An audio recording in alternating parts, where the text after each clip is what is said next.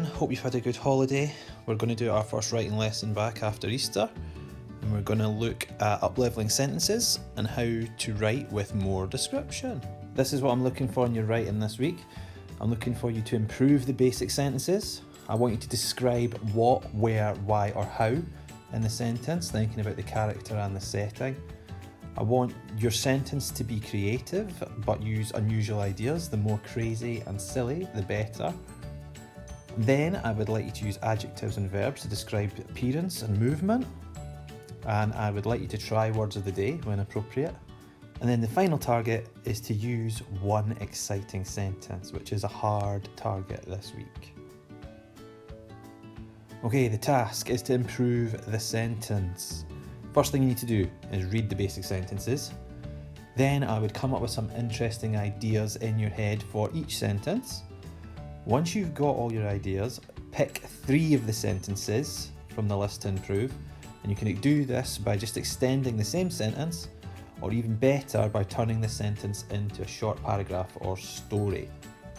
To do that, you need to think about the what, the where, the how and the why. So what is the character doing? Where is the character? How is the character moving or feeling? And why is the character doing what it's doing? Think about using connectives. Remember, the more unusual the sentence, the better, because it will give you more chance to add description. 2 words of the day this week. They're both verbs, which are doing words. Your grasshopper word, which is the easier word, is edge. So the edge is something on the place of a line where it stops, or the part of it that is the furthest from the middle.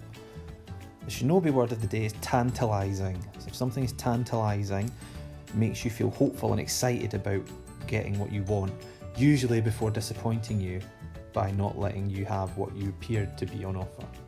For example, the sentence here says, watching PE out of the window was tantalising for Joe, meaning Joe wanted to go outside for PE, but he probably wasn't going to get to go outside for PE. The exciting sentence this week is a voice sentence. A voice sentence lets you add a connective to connect 2 sentences together. The first part always ends with a comma, and the second part starts with a connective. It's called a voice sentence because you can use but, or, yet, and so. Here's some examples here. He was a friendly man usually, comma, but he could become nasty. So the comma separates the first part of the sentence from the second part. The connective we used here is but. He could be really happy about it, comma, or he could be really miserable. Again, the comma, then the connective. The connective in this case is or. It was a warm day, comma, yet storm clouds started to gather on the horizon. The comma, then the connective. The connective this time is yet. It was a beautiful morning for a walk, comma, so he set off quite happily. Again, the comma, then the connective, which in this last example is so. Not limiting you to only these connectives, you could of course use because or after or before.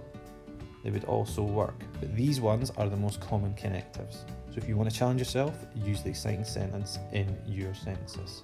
Here are my what a good one would look like 3 examples. You can see that I've not just extended the sentence, I've made them into short stories. You can see the green words are my words of the day, and my yellow sections are my exciting sentences. So the 3 sentences I've picked to start with are the worm went, the woman ate the stuff, the dog came along the road. The worm went is my first one, so I've extended that into a short story. Let's have a read. The long and slimy worm went on an adventure. She decided that her adventure would be the most magnificent adventure of all time. She's going to try and wriggle to the edge of the world. Yet she had barely gone 5 metres, a long way for a worm, when a tantalising sight stopped her dead in her tracks. In the garden, in her garden, was a whale. A huge blue whale. How did it get there? What was it doing? Was it staying for dinner? Turns out the whale, called Steve, was lost and was just chilling out in the garden until the next bus back to the seaside came at 3 o'clock.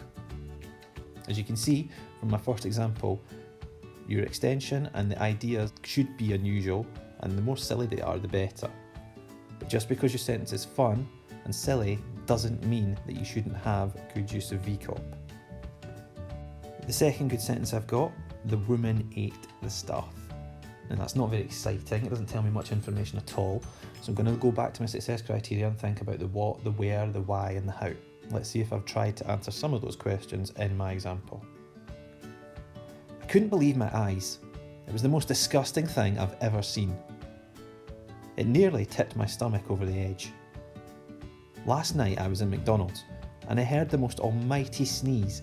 It was as loud as an earthquake. I spun round and saw an old woman's false teeth drop out of her mouth as she sneezed and land right into her nuggets. It was not a tantalising sight. But to make it worse, the old woman then put the teeth in her drink and ate the stuff. Disgusting. The final sentence I've picked is the dog came along the road. And again, not very exciting, doesn't tell me much information. So let's see how I have expanded that sentence. Isla took her pocket money and headed to spend it all on sweets. She couldn't wait to pick out her favourite things. Strawberry laces, cola bottles, a gobstopper. The thought of the sugary goodness was tantalising. Rounding the corner to the shop, her mouth hit the floor. There was a dog coming along the road, yet this was no ordinary dog.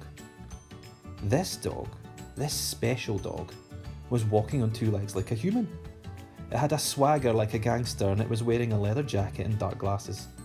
Isla couldn't take her eyes off this unique canine, but she walked right off the edge of the curb, tripping and bumping her head. She had a lump like a golf ball on her head for a fortnight.